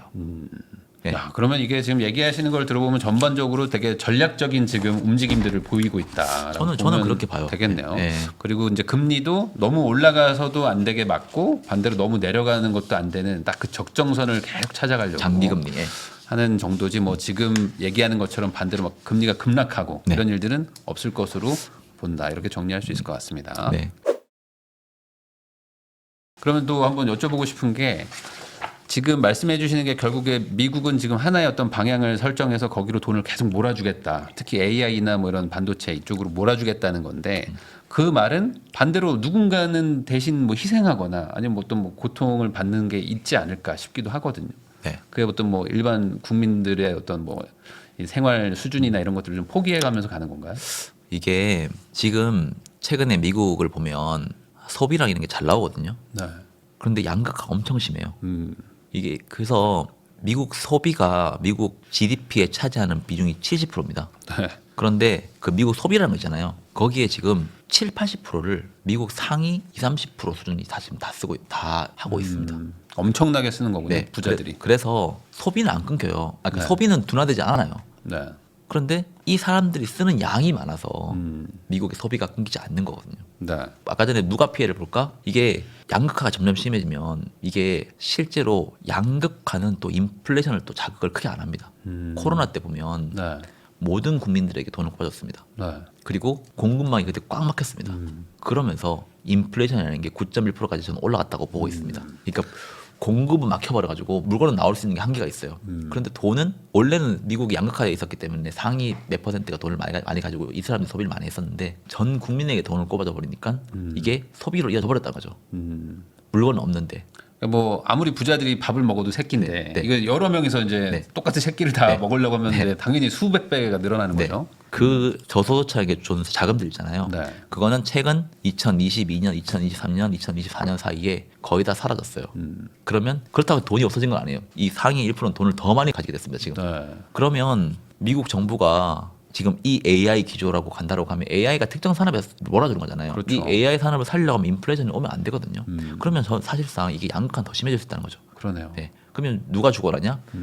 저소득층 그리고 안 좋은 기업, 그러니까 그 실적이 없거나 네. 그렇게 좀 안 좋은 기업들은 계속 돈이 안 가죠 그쪽으로는. 왜냐하면 미국은 계속 고금리를 유지하고 돈을 지원해줘도 이쪽으로 지원해주는 게 아니라 있는 사람한테 계속 더 지원해주는 방식이니까. 그러면 미국 정부 입장에서는 성장은 끊기지 않습니다. 소비도 끊기지 않습니다. 그리고 혁신이라는 거는 계속 일어납니다. 그런데 안 좋은 쪽은 계속 안 좋아지죠. 그래서 예전에는 금융위기나 이런 게 발생을 하면 전방적으로 금리를 떨어뜨리면서 모두가 다 이렇게 잘 되게 해줬거든요. 모두가 다 같이 소비를 늘리고 막 이렇게 하는 기업들도. 거였는데. 그래서 금리가 떨어지면 뭐 실적이 없는 기업들도 많이 올라가고 그쪽에서 더 우리가 더 좋아졌잖아요. 네. 그러니까 수익률도 더 좋았잖아요. 근데 지금 미국이 하는 방식은 철저하게 통하는 긴축, 재정은 확장. 이 방식에서는 가는 놈만 갈 가능성이 높아요. 네. 그리고 있는 사람들만 계속 있을 가능성이 높습니다. 그 저는 제가 작년부터 해서 미국의 고금리가 미국의 소비를 더 견인했다라는 뭐 이게 앞뒤가 안 맞는 논리를 폈었거든요. 그 이유의 핵심 키가 그거였어요. 소비의 핵심 주체는 상위 뭐 20% 30% 이런 사람들이었고 그들은 이미 가지고 있는 현금이 많았다. 이 현금으로 고금리가 되니까 네. CMA든 뭐 MMF든 고금리에 돈을 파킹을 해놨고 네. 이 고금리에서 예전에는 이 아무리 현금이 많아도 0% 1%밖에 안 주는 금리를 갑자기 4% 5%를 주기 시작했어요. 네. 그러면 이들의 현금은 더 많아지고 이들은 더 소비를 럭셔리한 데서 할 수 있다는 거죠. 그러면 미국의 성장 자체는 나쁘지 않고 소비도 끊기지 않았다는 거죠. 네. 그래서 이 사람들이 비용단에서 그렇게까지 지금 뭐 변동금리도 해놓은 것도 없고 자기들이 가지고 있는 뭐 자산이든 소득 대비해서도 대출을 크게 일으키지 않았고 그런 상황으로 현금만 가지고 있었다? 그런데 금리가 올라가면 그게 과연 미국 경제에 해로울까? 저는 그래서 그때 아니라고 제가 그때 계속 말씀드렸거든요. 네. 지금 돈은 다 이 사람들이 가지고 있고 이 사람들은 고금리 때문에 더 많은 돈을 벌고 있다. 그게 어디 투자도 안 해도 그냥 MF에 돈만 넣어놔도 이자가 너무 많이 들어왔다. 과거의 몇 배 이상으로. 그렇기 때문에 지금 미국 소비 끊기지 않았다라고 저는 보고 있습니다. 그러니까 이제 우리나라 사람들은 약간 이해가 안 될 수도 있지만 미국은 그 당시에도 옛날에도 고정금리를 많이 썼었으니까 워낙 저금리에 고정금리로 이제 뭐 대출 받아놓은 게 단데 네. 내가 가지고 있는 현금들은 좀 금리가 올라가 버리니까 이제 고금리로 빌려줄 수 있고 네. 내는 이자는 저금리고 네. 그러니까 오히려 돈 많았던 분들은 더 이득에다가 보조금 받고 막 지원금 받고 하니까 네. 또 주식에도 많이 투자했을 거고 네. 그게 또 주가 올라가니까 그렇죠. 완전히 그냥 네. 부자들만 좋았던 네. 근데 돈이 아예 없거나 투자도 못했던 분들은 아예 그냥 그렇죠. 이 고물가에 엄청 시달렸겠네. 네. 2020년도 또 코로나 때 네. 제로금리로 갔었잖아요. 네. 그때 부자들이 부동산이랑 이런 부분들을 다 전부 다 리파이낸싱을 다 했습니다. 아. 고정금리. 네. 완전 저금리로. 네. 그러면 앞으로 이게 그 비용단에서 옛날 과거에 보지 못했던 수준으로 이미 더 마킹이 돼 있다는 거죠. 아, 그것도 막 한 30년 막 이렇게 장기로 그렇죠. 막 거의 네. 0% 가깝게 빌려놓은 거니까. 그때 대부분 다 고정금리로 다 빌렸어요. 미국 사람들은. 네. 그래서 그 비용단이 일단 무리가 없으니까 금리가 올라가는 게 전가가 안 되는 거죠. 미국은 기업들도 저금리로 회사채를 다 리파이낸싱을 다 했더라고요. 아. 그리고 장기로. 네. 그러니까 원래 뭐 만기가 짧게 했다고 하면 코로나 그때 미국 연준이 저금리로 떨어뜨렸을 때 장기로 다시 리파이낸싱을 다 해놨기 때문에 미국 기업들도 네. 실제로 부채의 리스크가 크지 않았다는 거죠. 네. 그래서 정부, 기업, 개인 미국을 놓고 본다고 하면 미국 정부 말고는 두 이제 그 성장의 주체는 전혀 고금리에 영향을 미치지 않았다는 겁니다. 네. 제약적이지 않았다는 거죠. 미국 정부 하나가 이제 금리가 올라가는 것 때문에 지금 뭐 이렇게 힘들어하고 있는데 제가 책에도 썼는데 과연 미국 정부가 우리가 지금 그러니까 우리나라 같은 나라들은 기축통화국가 아니잖아요. 네. 그러면 해외 투자자 입장에서 우리나라를 투자할 때는 기업으로 보는 게 맞아요. 그러니까 부채가 높아지면 이 나라는 위험하다. 왜냐하면 자금을 원화를 막 찍어낼 수 없잖아요. 네. 지금 그 환율이 박살나 버리니까. 네. 근데 미국은 기축통화국이고 패권 국가잖아요. 그러면 얘들은 통화를 사용하는 나라가 아니라 통화를 발행하는 나라입니다. 네. 그 달러 자체를 얘들은 언제든지 발행할 수 있는 나라라는 거죠. 그리고 패권만 유지될 수 있다라고 하면 사실 얼마든지 풀어도 상관없다는 거죠. 그런 나라들을 판단을 할 때 정부 부채 때문에 미국이 망가진다라고 전망하는 것 자체가 과연 현실성이 있을까? 정부 부채를 풀었는데 이게 하이퍼 인플레이션을 이어지고 미국 정부 달러 자체가 똥값이 된다라고 하면 네. 그거는 논리적으로 어느 정도 맞겠지만 그냥 부채가 많으니까 망한다. 저는 그거 안 맞다고 보거든요. 네. 그래서 미국 정부도 부채를 줄일 생각이 없다니까요. GDP를 올릴 생각, GDP를 AI로 올릴 생각을 가지고 있는 거지. 그리고 지금 달러가 파이를 키우면 된다. 너 뭐 대출 뭐로 갚냐? 그렇게 많이 풀었는데 달러가 지금 뭐 약세가 됐습니까? 하긴 더 그렇죠. 강세가 됐잖아요. 네. 그렇기 때문에 좀 미국이라는 국가 정부 국채를 볼 때는 정부 부채를 볼 때는 좀 다른 생각으로 좀 봐야 된다. 그리고 또 하나만 더 말씀드리면 미국 정부 부채를 발행을 할 때 이 부채에 채권자가 있을 거 아니에요. 네. 채권자가 미국 자국 내에 있는 사람들이 다 들고 있으면 자기들끼리 잘 어떻게든 도와줄 거 아닙니까? 네. 그게 다른 외국 애들이 많이 가지고 있어야지 채권자로서의 뭐 권리를 할 거 아닙니까? 네. 과거에 1차 대전, 2차 대전 때 영국이 세계대전 이겼지만 미국으로 파운드에서 달러로 패권이 넘어갔던 가장 큰 이유가 대부분 자금을 해외에서 조달했고 네. 그 차입을 해준 나라가 미국이었어요. 네. 그래서 미국이 통화에 대한 패권을 가지고 있었습니다. 근데 미국 지금 정부 국채는 많은 건 맞는데 지금 70% 이상이 자국 투자자들이 다 들고 있어요. 뭐 물론 뭐 은행 보험사니까 네. 금리 사고 파는 거에 조금 민감하지만 만약 미국 정부가 진짜 필요하다고 할 때는 그들을 언제든지 활용할 수 있는 거잖아요. 규제로 규제를 가지고. 그렇죠. 네, 그렇기 때문에 사실 정부 부채를 볼 때 좀 다른 방향으로 봐야 된다고 생각하고 있습니다. 그러니까 사실 뭐 심판이자 플레이어로 같이 뛰는 거잖아요. 뭐 자기가 뭐 결정하고 자기가 뭐 룰도 바꿔버리는데 지금은 투자 정도로 걔들이 지금 접근하고 있다고 하면 네. 정부가 규제를 많이 완화해주잖아요. 그럼 강제로 사라고 하는 거예요. 미국 그렇죠. 금융기관들한테. 네, 네. 그거는 그 금리 몇 bp 그 금리 보고 사라고 하는 게 아닙니다. 그냥 일단 들어오라고 하는 거예요. 네. 돈을. 네, 그렇게 생각하면은 미국의 어떤 경제나 이런 것들이 당장 뭐 어떤 무너지거나 이러기는 쉽지는 않을 것 같다. 네, 저는 그렇게 보고 있습니다. 네, 그러면은 아까 말씀해 주셨던 것 중에 이제 스테이블 코인 관련해 가지고 얘기하는 것도 네. 이제 뭐 아까 말씀하신 거랑 좀 이어지는 것 같은데 이런 그 지금 부채를 계속 늘려야 되고 하는 그리고 이제 유동성도 막 늘어나고 있는 이 상황에서 코인이라는 어찌 보면 없었던 그런 자산군이 새로 생기니까 거기서 많이 그 유동성을 흡수해줬다 이런 얘기들도 있잖아요. 네. 그러다 보니까 앞으로 뭔가 지금 돈도 풀고 그리고 이제 국채도 막 늘리고 하는 것들이 다시 한번 또 이제 이 암호화폐 시장에서 많이 받아주면 어찌 보면 그냥 이거 봉이 김선달 같은 거잖아요. 그렇죠. 예. 네. 그냥 그게 원래 데이터로 바꿔준 거니까. 그게 원래 중국이었어요. 네. 그동안 20년 동안 중국이 미국 채를 다 사줬잖아요. 네. 그리고 중국은 뭐 그러니까 중국이 무역 흑자를 내고 그 무역 흑자를 낸 자금으로 미국 채를 사주는 방식이었어요. 그러니까 근데 미국 미국만 좋은 거지 이거. 네, 근데 미국이 생각해 보니까 네. 국가를 그렇게 해주니까 네. 따라오는 거예요. 그래서 이제 중국을 배제시키기로 한 겁니다. 네. 그래서 중국을 배제시키고 공급망을 자국 내들 하고 또 우리의 가까운 나라들 중심으로만 다시 공급망을 재편하려고 하는 게 지금 있는 겁니다. 네. 그런데 어찌됐건 간에 앞으로 10년, 앞으로 100년 계속 미국이 유지가 되려면 미 국채를 받아줄 수 있는 수요는 계속 있어야 되거든요. 네. 그게 국가가 됐든 뭐가 됐든. 그런데 그 핵심 키가 스테이블 코인이 될 수 있다고 보는 거죠. 지금은 테더, 서클 정도만 스테이블 코인을 발행하고 있지만 네. 뭐 다른 데도 있겠지만 지금 대표적인 그 스테이블 코인 발행하는 데는 그 두 군데거든요. 근데 만약에 빅테크들이 스테이블 코인을 발행할 수 있다고 하면 빅테크의 스테이블 코인을 사는 사람들은 그걸 가지고 그 망 안에서 모든 걸 활용할 수 있다고 하면 네. 그러면 미국 사람들은 빅테크 코인을 사지 않을 거 아니에요. 그러겠죠. 전 세계적인 자금이 다 들어갈 수 있어요. 그러면 빅테크들은 스테이블 코인으로 조달한 자금을 결국 미 국채에 수요가 되는 거고. 네. 그동안 미국 기업들이 미 국채 수요자는 아니었거든요. 근데 그러네요. 그 규제만 만약에 풀린다고 하면 근데 그걸 뭐 빅테크들이 할까 말까를 고민을 해볼 수 있는데 지금 서클은 지금 아직까지 금액이 크지 않지만 테더라는 회사 있잖아요. 네. AUM은 크지도 않은데 블랙락보다 네. 연간 순이익은 더 높습니다. 블랙락이라고 하면 글로벌 자산운용사 1위거든요. 네. 그런데 그 회사보다 테더라는 회사가 연간 순이익이 더 높더라고요. 그러면 만약에 빅테크들이 돈 되는 건 다 할 텐데 네. 규제를 지금 막고 있어요. 못하게 하고 있습니다. 근데 그걸 만약에 미국 정부가 열어준다라고 하면 어마어마한 수요처가 확보될 수 있다는 거죠. 저는 미국 정부 국채에 대해서는 국채가 앞으로 장기적으로 계속 발행될 수 있고 국채의 수요처를 계속 확보해 나가는 방향에 대해서는 미국 정부는 초당적으로 합의할 수 있을 거라 봅니다. 그러니까 미국이라는 나라가 진짜로 좀 대단하다고 보는 게 아니다 싶은 건 안 하더라고요. 그러니까 그게 트럼프가 해도 공화당 사람이 반대하기도 합니다. 네. 네. 그게 최근에 1월 달인가 12월 달에 트럼프가 미국 부채 한도라는 걸 없애버리자라고 했는데 네. 공화당에서 반대했습니다. 몇 명이.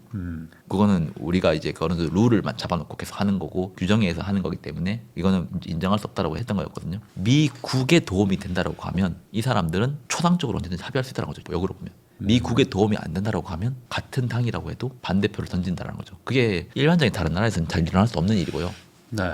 그리고 미국 어쨌든 그렇기 때문에 스테이블 코인이 아직까지는 가셔야되지 않았습니다. 근데 그게 만약에 진짜 제가 말씀드린 대로 국채 수요처로서 확실한 메리트가 있다고 판단이 된다? 그러면 저는 미국 정부는 뭐 민주당, 공화당 초당적으로 합의할 수 있다고 봅니다.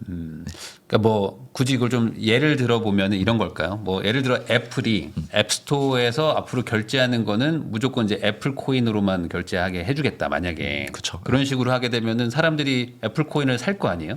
뭐 물론 딱 5천 원어치만큼 사서 5천 원 다 쓰는 사람도 있겠지만 5만 원어치 끊어놓고 그냥 나중에 이제 써야지 하는 네. 사람들도 네. 있으니까 네. 그 수요가 이제 어마어마해질 거라는 그렇죠. 거잖아요. 그리고 그 돈도 만약 애플이 망하더라도 담보가 미국채가 있잖아요. 네. 더 안전하죠. 그냥 애플의 채권자보다 네. 스테이블 코인 들고 있는 사람이 뭐 돈은 쓸 수 있고 담보는 미국채고. 그리고 그 미국 기업들도 좋은 게 요즘에 뭐 스타벅스 그 쿠폰이나 카드 이런 거 많이 긁어가지고 네. 10만 원 채워놓고 실제로는 5천 원 쓰고 9만 5천 원 남겨놓는 분들 많잖아요. 그렇죠. 예. 그것 때문에 떨어지는 이자가 엄청 많다고 이런 개념인가요? 네, 맞아요. 아. 그게 뭐 제가 말한 것보다 더 훨씬 더 혁신적인 방향이 나올 수가 있죠. 네. 그런데 요 정도만 봐도 이거는 돈이 어마어마하게 빨아들일 수 있는 네. 메리트가 있다는 거죠. 그거 누가 넣겠냐고 봤을 때 그거 수요자들 넣겠죠. 그러겠죠. 네. 네. 거기서 어차피 뭐 결제하는 거 뭐 몇 프로 할인해 준다 뭐 이런 것도 있으면 막 할 네. 건데. 그거를 정부와 규제를 완화해 준다 하면 기업도 할 것 같고요. 돈 끌어오는 거는 사실 빅테크에서는 돈 끌어오는 건 귀신입니다. 그러니까 어떤 마케팅을 통해서라도. 그러려면은 전제 조건은 우선은 그런 어떤 플랫폼 기업들이 미국산 기업이어야 되겠네요. 그렇죠. 외국 기업들이 그런 플랫폼을 갖는 거는 절대적으로 막으려고 할 겁니다. 막으려고 할 겁니다. 예. 아, 그래서 뭐 지금 뭐 틱톡이나 뭐 이런 것들도 뭐 그런 걸까요? 뭐 여러 가지가 있겠지만. 예, 그래서 일단 트럼프는 좀 기업가이기 때문에 바이든보다 사실 바이든도 중국에 엄청나게 강경하겠습니다. 네. 트럼프도 분명히 강경하게 할 거라고 보지만 미국에 도움이 된다고 하면 일정 부분 열어줄 수 있다는 거죠. 가령 예를 들어서 인플레이션을 네. 자극하는 게 미국이 지금 관세를 때리려고 하잖아요. 네. 그런데 관세를 때리려고 했을 때 자본재, 중간재, 소비재 상품들이 여러 가지 있거든요. 네. 소비재 직접적으로 때리면 인플레이션이 확 올라가요. 네. 그런데 중간재랑 자본재 때리면 인플레이션을 자극하는데 그렇게 빠르게 반영되지 않습니다. 트럼프 일기 때 보면 중국의 관세 때릴 때도 소비재는 초반부터 때리지 않았습니다. 네. 자본재랑 중간재부터 때리기 시작했고 소비재는 가장 마지막에 때렸어요. 그러니까 자동차에 안 때리고 철강에다 때린다 이런 개념인가요? 네, 네. 그런 식으로 갈 가능성이 높다는 거죠. 그러니까 틱톡도 그러니까 뭐 그냥 안 좋긴 하겠지만 그러니까 미국에 해를 끼치거나 도움이 되는 수준 안에서 점진적으로 때릴 가능성이 높다는 거죠. 그런 방식으로 트럼프는 갈 가능성이 높고 이 사람이 기업가이기 때문에 저는 뭐 유가 막 얘기하고 막 이 사람이 그냥 막말하는 것처럼 보여도 인플레이션을 어떻게 하면 잡을 수 있을까? 미국의 성장은 어떻게 하면 올릴 수 있을까? 기업들의 투자는 어떻게 하면 유도할 수 있을까에 대해서 누구보다 잘 알지 않겠어요? 그걸 이렇게 맨날 고민하면서 사업을 했던 사람인데 그게 저는 정치인들한테는 그게 나오고 싶지 않거든요. 정치인들은 뭐 논문 이런 걸로 많이 하잖아요. 근데 이 사람은 현실, 네. 현실에서 뭐 이렇게 자기가 경험을 한 거를 중심으로 남들이 가지고 오는 레포트를 보고 결정을 하는 거와 그냥 가지고 오는 거를 논문을 가지고 와서 그냥 보는 거는 저는 다르다고 봅니다. 그 정책을 추진하는 데 있어서. 네. 그래서 저는 그 방향으로 가능성이 높다고 보고 있습니다. 그럼 여기서 하나 좀 짚고 넘어가야 될 게 아까 스테이블 코인으로 만약에 돈을 모으려고 한다면 네. 결국에 이 암호화폐 가상자산 쪽에 대한 어떤 사람들의 인식도 많이 좋아져야 될 것이고 네, 그쵸. 그리고 이제 뭐 실제로 거기서 막 돈도 많이 벌고 이게 막 미래다라는 것들이 막 AI랑 또 막 접목도 시키고 뭐 이러는 것들을 미국 정부 차원에서 하려고 할 수밖에 없다 이렇게 봐야 되는 건가요? 일단 그 이번에 공화당에서 내놓은 정강정책을 보면 가상화폐 채굴하는 거 있잖아요. 네. 그거는 이제 더 이상 막지 않겠다라고 합니다. 원래는 그 채굴도 못 하겠거든요. 네. 네, 그럼 일단 그 정도만 지금 나와 있긴 해요. 근데 어찌됐건 간에 보면 스테이블 코인이라고 하는 게 비트코인과 직접적인 연결성은 없어요. 뭐 비트코인을 조금 담보로 쓰긴 하지만 네. 그런데 비트코인이라는 그 위상 자체가 이제 가상화폐 이꼴 비트코인이 돼버렸습니다. 결국 비트코인이라는 게 가격이 빠져버리면 네. 스테이블 코인이라고 하는 곳에 자금을 가지고 오기가 쉽지 않다라는 거죠. AI랑 똑같은 거잖아요. 이거 네. 그 거품 꺼져버리면 안 되잖아요. 네. 네. 그래서 이쪽에 계속 발언을 해줄 거라고 봅니다. 이쪽이 막 이렇게 꺼지지 않게. 네. 그래서 제가 근데 가상화폐 전문가는 아니기 때문에 그걸 잘 목적은 스테이블 코인일 것으로 본다. 네. 그래서 연준의 뭐 전략적 자산 이런 얘기 다 나오잖아요. 네. 연준의 전략적 자산에 대해서는 뭐 마지막으로는 그런 방식으로 갈 거라고 보지만 처음부터 그렇게 갈 가능성은 낮다고 보지만 일단 어찌됐건 간에 가상화폐 시장이 그렇게 열기가 끊기지 않게 단계적으로 계속 정책을 좀 완화시키는 방향이 나오지 않을까라고 저는 보고 있어요. 네. 그럼 아까 말씀해 주셨던 거에서 좀 이어서 가면은 이제 물가 인상 이런 것들에 대한 우려도 지금 많거든요. 특히 네. 이제 관세를 부과하기 시작하면은 물가 인상되는 거 아니냐. 근데 이거 어떻게 되는 거냐. 이런 거에 대한 그 의견도 많은데 앞으로의 그 물가는 어떻게 봐야 되는 건가요? 이게 저는 뭐 일단 결론부터 말씀드리면 2025년 상반기는 물가 상승률이 떨어질 거라고 봅니다. 아, 가장 첫 번째 이유는 물가라는 거는 전년 대비해서 얼만큼 올랐는지에 대해서 기저효과를 네. 발표를 하거든요. 물론 월간으로 얼만큼 올랐는지도 보지만 YOY 전년 대비해서 얼만큼 올랐는지를 훨씬 더 중요하게 봅니다. 그걸 네. 가지고 디스인플레이션이냐 아니냐 말을 많이 하거든요. 네. 그런데 그 기저효과 자체가 그건 추정을 해볼 수 있습니다. 네. 매달 만약에 0.2%포인트씩 0.3%포인트씩 올라간다 가정하더라도 한 4월 5월 되면 0.2에서 0.3 정도 이 그래프 보시면 네. 이게 2025년 물가가 상반기부터 하반기 시뮬레이션 한 거거든요. 네. 상반기 때까지는 월간 상승률이 웬만큼 높게 나오더라도 기저효과 때문에 떨어집니다. 네. 만약에 0.2 정도 수준으로 매달 나오잖아요. 네. 그러면 한 4월 달 정도 되면 전년 대비해서 물가 상승률 CPI 기준으로 보면 2%까지 떨어집니다. 그러면 사람들이 물가에 대한 우려를 훨씬 덜 할 수 있어요. 네. 그리고 두 번째로는 주거비 부분인데 주거비 부분이라고 하는 게 이게 미국이 주거비를 물가에 반영시키거든요. 근데 집값을 반영시키는 게 아니라 간주 임대료라고 하는 임대료 부분을 반영시켜요. 네. 그러니까 간주 임대료라고 하는 거면 너 지금 얼마 정도 임대료 받을래? 이런 거를 물어보거든요. 집주인들한테. 네, 네. 집주인들이 사실 우리도 그러니까 집을 팔거나 이렇게 할 사람들이나 그걸 고민 많이 하지. 네. 그냥 설문조사로 물어보면 대충 말하잖아요. 그런 부분이 분명히 있거든요. 근데 집값이 2023년, 2022년부터 2023년까지 집값은 많이 올랐었거든요. 네. 그런데 간주 임대료는 그동안 이거를 빠르게 따라오지 못했어요. 그래서 최근에 주거비 보면 계속 그냥 예상치보다 조금씩 높게 나왔습니다. 그게 집값이 이만큼 올랐으면 원래 한 방에 반영시켰어야 되는데 왜냐면 집값을 가지고 임대료 부분을 네. 역산할 수 있잖아요. 네, 네. 그런데 올랐는데 그걸 반영을 한 방에 못 시키고 조금만 반영시키니까 그리고 이게 집값을 그 이후로는 계속 이렇게 둔화가 되고 있었는데 간주 임대료는 원래 한 방에 반영시킨 게 아니라 반만 반영시키니까 이게 계속 조금씩 계속 올라가고 있는 거예요. 네, 네. 그래서 최근까지는 간주 임대료 주거비가 물가에 미치는 영향 자체가 높게 나왔었어요. 근데 그게 지금 거의 따라잡기 효과가 끝났습니다. 네. 그리고 그 부분이 이제 더 이상은 물가 부분에서 큰 폭으로 자극을 안 할 거라는 거죠. 그게 상반기부터 나타날 가능성이 높습니다. 네. 그러면 주거비 부분이 물가 자극 가능성이 낮기 때문에 월간 상승률 자체도 그렇게 높게 안 나올 거고 유가는 트럼프가 잡고 가려고 하고 있고 네.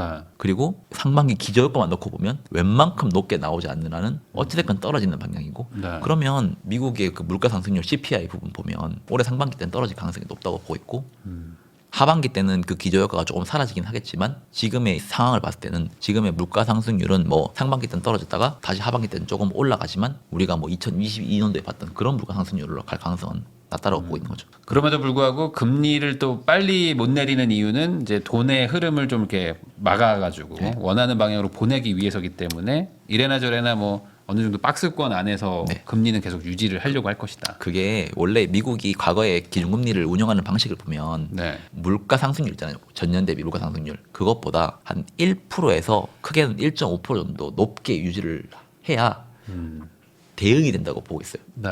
그런데 지금 기준금리는 4.5%. 근데 제 추정이 맞다면 올해 상반기 물가는 2%까지 떨어진다고 하면 사실 3.5%까지 떨어져도 돼요. 네. 그런데 문제는 만약에 하반기 때 다시 3%까지 물가가 올라온다고 하고 미국의 성장이 약간 빅테크 중심으로 한다고 하겠지만 결국 성장이 올라오면 물가를 또 자극을 하거든요. 네. 그게 막 공급망 붕괴 뭐 저소득층한테 풀어줘서 막 이렇게 올라가는 물가가 아니라 그냥 성장이 올라가면 물가가 올라갑니다. 그 부분 때문에 만약에 물가가 3%대로 위로 다시 올라간다라고 하면 너무 빠르게 만약 기준금리를 아래로 떨어뜨려 놓고 대기하고 있었으면 물가가 기준금리보다 또 다시 올라갈 가능성이 있잖아요. 네. 그렇기 때문에 그 가능성까지 감안을 해서 현재 4.5%지만 이게 올라올 수 있으니까 우리는 한 4% 정도까지만 떨어뜨려서 한 1년은 지켜보자. 그 다음은 또 그 다음에 보자라는 그런 식으로 좀 조심스럽게 갈 가능성이 높다는 거죠.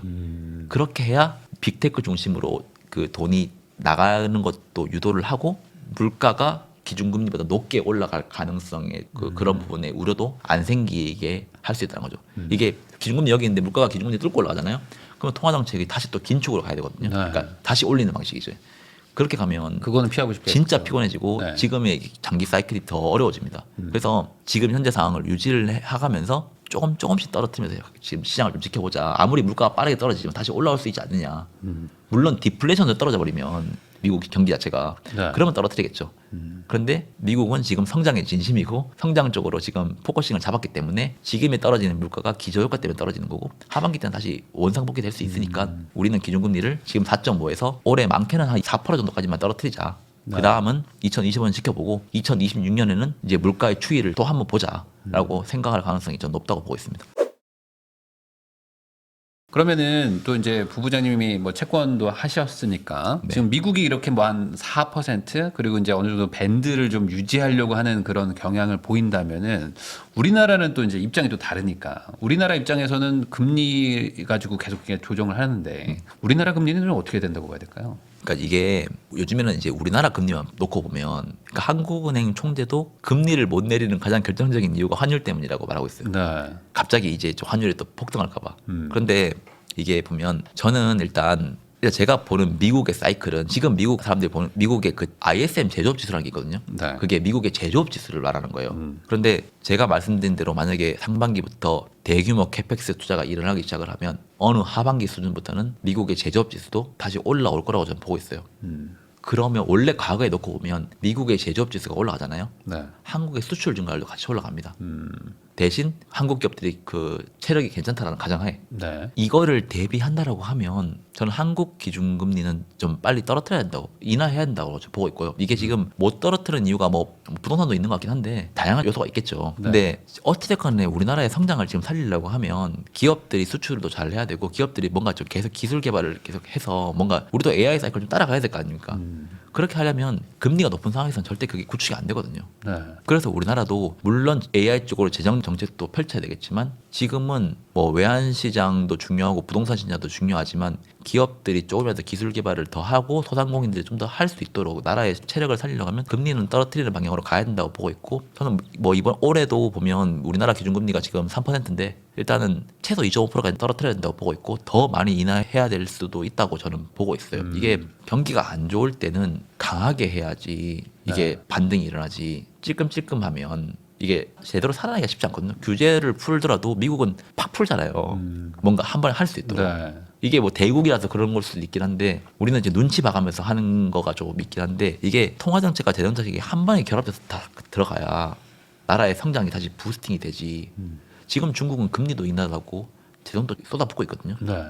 지금 중국이 그렇게 하는 이유가 뭐 자기들 나라도 안 좋은 것도 있겠지만 일단은 지금은 미국뿐만 아니라 모든 나라가 지금 자기들을 자국을 살리려고 지금 다 혈안이 되어 있는 상황이에요. 우리나라도 이제 빨리 거기에 동참해야 된다고 저는 보고 있고요. 그러니까 우리나라도 이제 말씀해주신 것처럼 재정 정책도 막 투자도 많이들 네. 해야 될 것 같고, 네. 그리고 이제 뭐 금리도 낮추면서 어쨌든 뭐 기업들 입장에서 아 그래 이제 좀 한번 뭐 공장도 짓고 뭐 하나 설비 좀 해볼까라는 마음이 들 정도까지는 좀 푸시를 해줘야 된다. 그 재정 정책이 네. 사회복지 정책이 아니라 그러니까 그 미국도 보면 의무 지출이라고 해가지고 네. 사회복지 쪽으로 풀어주는 지출 있잖아요.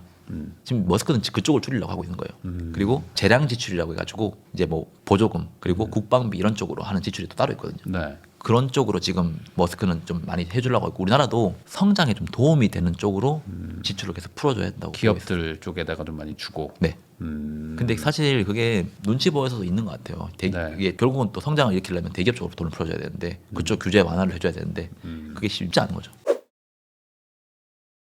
그러면은 이제 여쭤볼 거는 결국 그래서 올해 어디다 투자를 해야 되냐 이거에 대한 고민들이 다들 있으실 것 같거든요. 그래서 지금 뭐 얘기는 우선 미국 주식 그리고 이제 미국의 빅테크 뭐 반도체 AI 이쪽으로 보면 될까요? 우선. 그렇죠. 이게 뭐 모르겠으면 저는 뭐 나스닥 지수가 제일 좋다고 보고 있어요. 네. 그런데 모르면 지수. 네, 모르면 지수고 그 양극화가 심해질 거기 때문에 저는 뭐 사실 뭐 사람마다 추천하기 다르겠지만 저는 뭐 중소형주 쪽으로 그렇게 수익률을 측면에서 좋을까? 약간 좀 의문이 있긴 합니다. 네. 이게 미국은 제가 이 표를 좀 말씀드리면 미국은 성장의 진심이라고 말씀드리는 이유가 네. 이 파란색 막대 그래프 있잖아요. 네. 이게 미국 S&P 500의 IT 기업들 있잖아요. 네. 매출액 대비해서 자본 지출을 얼마나 하느냐거든요. 그리고 빨간색 그래프는 기준금리 추이. 네. 2008년도부터 이때 보면 파란색이 쭉 점점 올라가잖아요. 네. 이때는 기준금리를 제로로 떨어뜨렸습니다. 원래 일반적인 패턴이 이겁니다. 네. 기준금리를 떨어뜨리고 전반적인 지출을 늘리는 방식이죠. 그러면서 지출은 늘리고 그게 다 이후에는 매출액으로 이어지는 구조. 그런데 지금 금리가 높잖아요. 네. 그런데도 불구하고 이 파란색 막대가를 보면 엄청 과거 높네요. 어느 때보다 높아요. 네. 이게 언제 또 비슷하게 있었냐면 95년도 이때. 이때도 금리가 높잖아요. 네. 그런데 지출을 많이 했잖아요. 네. 이때가 언제였냐고 하면 우리가 알고 있는 닷컴 버블 시기. 그때도 보면 미국은 인터넷 쪽으로 이제 활성화가 됐었는데 네. 그때 미국 국방부에서 전폭적으로 지원했습니다. 인터넷에 대해서. 그리고 대기업들이 거기 달라붙기 시작했고 자기들 지출을 늘렸습니다. 결국은 기업 혼자서 하는 상황에서는 이렇게 고금리 때는 못한다는 거죠. 그렇죠. 지금 비슷한 상황이고 저는 이 AI도 미국 기업 혼자서는 절대 안 됩니다. 네. 뭐 수많은 규제도 있고 혼자서 뭐 회사 망해버리면 어떻게 할 겁니까? 네. 정부가 뒤에서 후원해준다라는 가정하에 내가 좀 한 번 더 밀어붙일 거 아닙니까? 그 최근에도 빅테크들이 그 이제 뭐 오픈 AI부터 해가지고 이제 트럼프 행정부한테 네. 이제 우리 투자 엄청나게 늘리겠습니다라고 말했잖아요. 네. 그런 것들 자체가 뭐 트럼프는 잘 보이고 싶을 수도 있겠지만 정부가 밀어준다는 가정하에 애들이 자신감 있게 할 수 있는 거예요. 네. 이런 거 국방부가 주도했던 시나리오를 보면 2차 대전 때 레이더 핵 기술 그리고 74년도에 GPS 네. 그리고 96년도 인터넷 AI 결국 마지막으로는 B2C로 갈 거예요. 네. 그리고 저는 그 사이클 자체가 지금 한 2, 3년 지금 AI 사이클은 2, 3년 정도 됐다고 보거든요. 과거에 보면 기술 혁명이라고 하는 거는 그러니까 뭐가 국방부에 주도를 해서 뭔가 혁명이라고 만들어낸다고 하는 거는 최소 5년 이상 투자가 들어갑니다. 네. 그래서 제가 책도 사실 메가 사이클이라고 쓴 게 이번 사이클은 정부 측면에서 2, 3년 안에 끝낼 사이클이라고 보지 않는다. 최소 2, 3년은 더 남았다. 네. 그리고 보조금 지원하는 그 연도를 제가 한번 그때 보니까 보조금 계획은 10년치를 짜놨어요. 네. 그런데 2027년까지 몰빵하는 걸로 짜놨습니다. 아. 그게 2023년도에 나왔던 계획 안들이었거든요. 뭐 IRA법, 칩스법, 네. 뭐 인프라법. 그러니까 연간 분산 투자가 아니라 분산 집행이 아니라 집중 투자라고 하는 거죠. 왜 2027년이니까 그것도 한번 고민해 보면 일단 시진핑이가 2027년입니다. 네. 그래서 그 전에 AI에 대해서 확실하게 이겨놓고 가겠다. 네, 지금 생성형 AI 2023년도에 저는 진행됐다고 보고 있고 네. 2024년도 AI 인프라까지는 구축됐다고 보고 있습니다. 지금 2025년도는 사실 소프트웨어 쪽으로 간다고 보고 있고 이 소프트웨어는 확산될 수 있는 영역이 너무 많아요. 특히 뭐 하나와 결합된다고 하면 네. 그게 뭐 에너지 뭐 쪽이든 아니면 뭐 로봇 쪽이든 우주 쪽이든 결합된다고 하면 이 소프트웨어 쪽은 엄청나게 많습니다. 그래서 2025년부터는 이쪽으로 갈 거라 보고 있고 그게 마지막에는 최적화 기업으로 갈 거라고 보고 있거든요. 그래서 제가 뭐 사실 뭐 기업에 대해서는 저 피킹해서 말씀드릴 수 없지만 이거 찾아보면 사실 다 나와요. 네. 그래서 그런 부분들을 한번 찾아보시면 2025년도는 이제 소프트웨어적으로 그리고 AI 주도로 해서 나갈 가능성이 저는 높다고 보고 있는 입장 중에 한 명입니다. 그리고 이제 전반적으로 이런 것들이 워낙 시총도 크고 그렇기 때문에 당연히 뭐 지수 투자도 뭐 나쁘진 않을 것 같고. 네. 나스닥 지수도 괜찮을 것 같다. 네. 그럼 오히려 지금 약간 조정받고 이런 때가 살 수 있는 시기다라고 봐야 되겠네요. 조정받을 수 있는 리스크는 세 가지밖에 없어요. 금리가 너무 올라갔어. 네. 금리빨 조정. 네. 멀티플 그걸 이제 주식으로 치면 멀티플 조정이라고 하거든요. 두 번째는 금리가 너무 떨어져서 디플레이션에 대한 경기 침체에 대해 우려에 대한 조정. 네. 세 번째는 기업의 실적이 꼬꾸라지는 리스크. 네. 저는 이 세 가지 리스크가 다 사실 가능성이 낮다라고 보고 있고요. 올해도 그렇지만 중간중간에 경기 둔화, 경기 침체하는 리스크는 생길 거예요. 그런데 그거를 저는 어떻게 생각하냐면 정부가 의도해서 왜냐? 미 국채를 살려고 하는 수요를 만들어 주려고 하면 네. 국채는 경기가 둔화가 돼야 수요가 붙거든요. 네. 만약에 내가 미국 정부 입장에서 장기 국채, 중장기 국채를 좀 조달해야 될 시기가 좀 많은 시기다. 온다면. 많은 시기가 있다고 하면 그 시기에 맞춰서 경기를 좀 둔화시킬 가능성이 있습니다. 근데 요즘에는 경기 둔화가 실물 경기 둔화가 아니라 주가가 빠지면 경기 둔화 우려가 세져요. 네. 네. 그럼 주가를 빼려면 중간중간에 유동성을 좀 긴축시켜 버리면 주가가 빠집니다. 그러면 정부 입장에서는 국채를 발행 많이 시키고 싶으면 네. 유동성을 긴축시켜서 주식시장을 둔화시키고 주식시장 둔화는 사람들이 체감하기에 경기 둔화라고 보거든요. 네. 그때 국채의 대규모 리파이낸싱이 일어나는 방식으로 중간중간에 조절을 해 나갈 가능성이 높다고 보고 있고 인플레이션은 아까 제가 말씀드렸던 트럼프 정책으로 갈 가능성이 높다고 보고 있고요. 기업의 실적은 캐펙스 투자와 매우 유사합니다. 기업들이 자본주 지출을 늘린다라고 하면 네. 그거는 기업의 선행 EPS 있잖아요. 그거에 거의 비슷하게 움직이기 때문에 얘들이 투자를 줄이는 게 사실 더 리스크인 거예요. 투자를 계속 늘리고 있다고 하면 네. 그렇게 두려워할 필요 없다고 보고 있습니다. 네. 결국에 투자가 또 매출로 이어지고 순이익도 이어질 것이다. 네. 그러면 아까 말씀하신 것처럼 이제 정부가 한 번씩 그런 어떤 위기감을 좀 조성하거나 이럴 때 뭐 오히려 좀 계속 투자를 이어가는 게 그 유동성 긴축 부분 있잖아요. 제가 뭐 매년 올해 작년에도 사실 그런 부분들을 작년에 유동성 긴축 언제였냐 하면 4월달, 4월, 7월달, 9월달이었어요. 네. 올해도 비슷하게 갈 가능성이 높다고 봅니다. 그거는 제가 나중에 또 나올 기회가 있으면 왜 그런 이유를 보는지에 대해서 네. 한번 좀 말씀을 좀 드릴게요. 그럴 때 한번 좀 이렇게 좀 조정받고 하는 느낌 그리고 미국 주식 왜 이래 할 때 오히려 들어가야 된다. 이거는 저는 길게 그렇게 봤을 때 네. 메가 사이클이 또 있기 때문에. 근데 오늘 좀 저도 많이 설득이 좀 됐습니다. 그래서 저는 뭐 미국 주식 이런 걸 안 하지만 왜냐면 좀 너무 비싸다는 그냥 막연한 그런 게 있잖아요. 그쵸. 이렇게까지 올랐는데 더 가냐 하는데 말 그대로 이제 정부도 지원해주고 돈도 밀어주고 기술력도 있고 뭐 자본도 있는 회사들이라면은 아직 그 어찌 보면은 이렇게 이게 초기 시장이라고 또 볼 수도 있는 거죠. 그거 하나만 생각해 보세요. 이게 비싸다고 하는 게 결국은 멀티플이 비싸다고 하는 거거든요. 네. 뭐 사실 지수 그 숫자 자체는 의미가 없습니다. 밸류에이션이 비싸냐 안 비싸냐 그거가 중요하거든요. 그러니까 수익이 올라올 거냐. 네. 근데 인도 시장 있잖아요. 네. 인도가 옛날에 인도 주가가 밸류에이션이 엄청 비싸다고 사람들이 그랬어요. 인도 주가 보면 지금 엄청나게 높거든요. 네. 근데 인도를 놓고 보면 인도는 1차 산업에서 2차 산업을 거치지 않았습니다. 바로 3차 산업으로 갔기 때문에 네. 그만큼의 정당성을 부여받았다는 거죠. 그럼 만약에 지금의 사이클 자체가 AI 사이클 자체가 혁신 사이클이라고 하면 네. 우리는 그동안 20년 동안 봐왔던 거라고 하면 그동안 뭐 40년 동안 봐왔던 거 하면 미국이 AI의 혁신 사이클로 돌아가는 수준에서 본 멀티플 밴드로만 혁신 사이클로 가기 전에 밴드로 본 거잖아요. 이게 만약에 혁신 사이클로 간다고 하면 새로운 멀티플 밴드가 생길 수도 있다라는 뭐 멀티플이 20배가 비싸 S&P 500의 멀티플 PR이 20배가 비싸다. 네. 그거는 지금 우리가 봤던 인터넷 사이클에서 봤던 거고 사실 그 전에 제조업 사이클에서는 더 쌌습니다. 네, 네. 그렇죠. 네, 그러다가 인터넷 사이클 오니까 그만큼의 정당성을 또 준 거잖아요.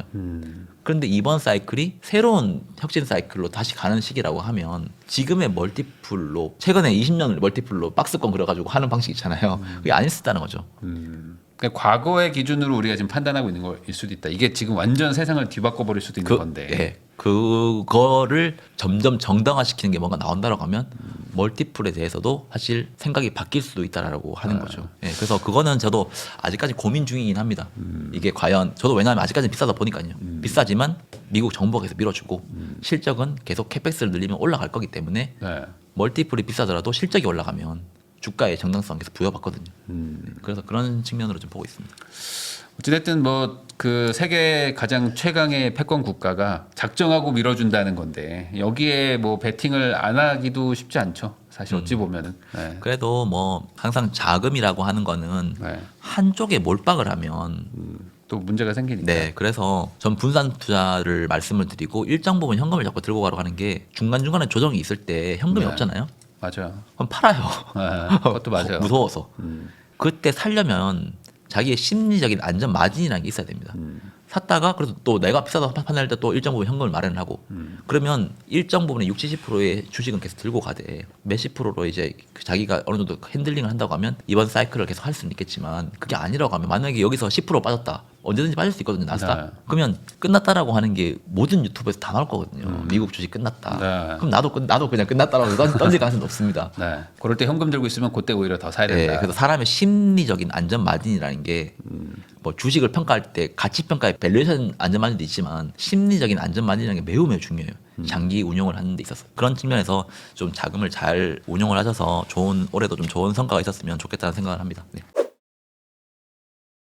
지금까지 성상현 중소기업중앙회 부부장님 모시고 트럼프 2.0 시대에 지금 미국이 이제 전략적인 지금 선택들을 하고 있다는 거 그렇기 때문에 지금 이 흐름이 이렇게 가는 거에 우리는 어떻게 따라갈 건지 이런 저런 얘기를 한번 나눠봤습니다.